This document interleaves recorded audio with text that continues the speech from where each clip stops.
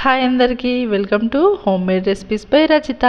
ఈరోజు నేను ఈ వీడియోలో కొబ్బరి పచ్చడి ఎలా చేసుకోవాలో చేసి చూపిస్తానండి. పచ్చి కొబ్బరితో ఎండుమిర్చి వేసుకొని కొబ్బరి పచ్చడి చేసుకుంటే చాలా అంటే చాలా టేస్టీగా ఉంటుంది.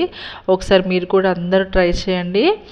ఇది రైస్లో కానీ చపాతీలో కానీ బాగుంటుంది, కానీ ఇంకా రైస్లోకే చాలా చాలా బాగుంటుంది. ఒకసారి ట్రై చేస్తే మీరు మళ్ళీ మళ్ళీ చేసుకొని తింటారు. దీనికోసం స్టవ్ మీద ఒక బౌల్ పెట్టుకొని ఇందులో ఒక 1 స్పూన్ ఆయిల్ వేసుకోండి.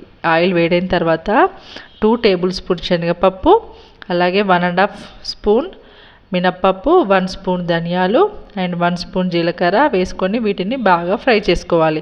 ఇవి ఇలా ఫ్రై అయిన తర్వాత కరివేపాకు కూడా వేసుకొని కరివేపాకును కూడా ఫ్రై చేసుకోవాలి. ఇలా కరివేపాకు కూడా ఫ్రై అయిన తర్వాత ఒక 7-8 ఎండుమిర్చి తీసుకొని ఎండుమిర్చి కూడా బాగా ఫ్రై చేసుకోవాలి.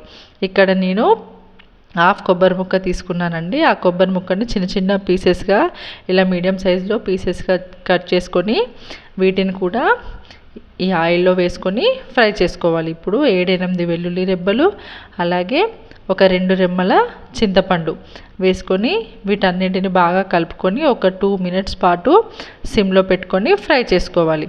ఇలా 2 మినిట్స్ తర్వాత ఇందులో కొంచెం పసుపు వేసుకొని కలుపుకోవాలి. ఇలా తర్వాత స్టవ్ ఆఫ్ చేసుకొని దీనిని ఒక ప్లేట్లో తీసుకొని బాగా చల్లారనివ్వాలి. ఇప్పుడు ఈ కొబ్బరి ముక్కలు చల్లారిన తర్వాత వీటిని మిక్సీ జార్లో తీసుకొని ఇందులోనే రుచికి సరిపడా సాల్ట్ కూడా వేసుకోవాలి.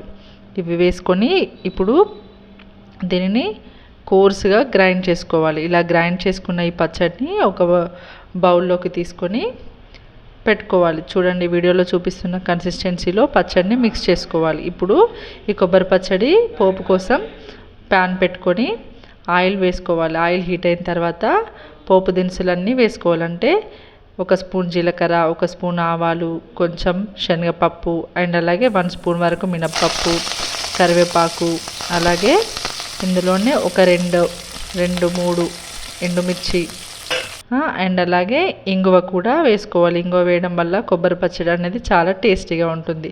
పసుపు కూడా వేసుకొని దీనంతటిని బాగా మిక్స్ చేసుకొని ఈ పోపుని మనం ప్రిపేర్ చేసుకున్న ఈ కొబ్బరి పచ్చడిలో వేసుకొని కలుపుకోవడమే. ఇప్పుడు మన కొబ్బరి పచ్చడి అనేది రెడీ అయిపోయింది. ఈ కొబ్బరి పచ్చడిని మనం వేడి వేడి అన్నంలో తీసుకుంటే చాలా అంటే చాలా బాగుంటుంది.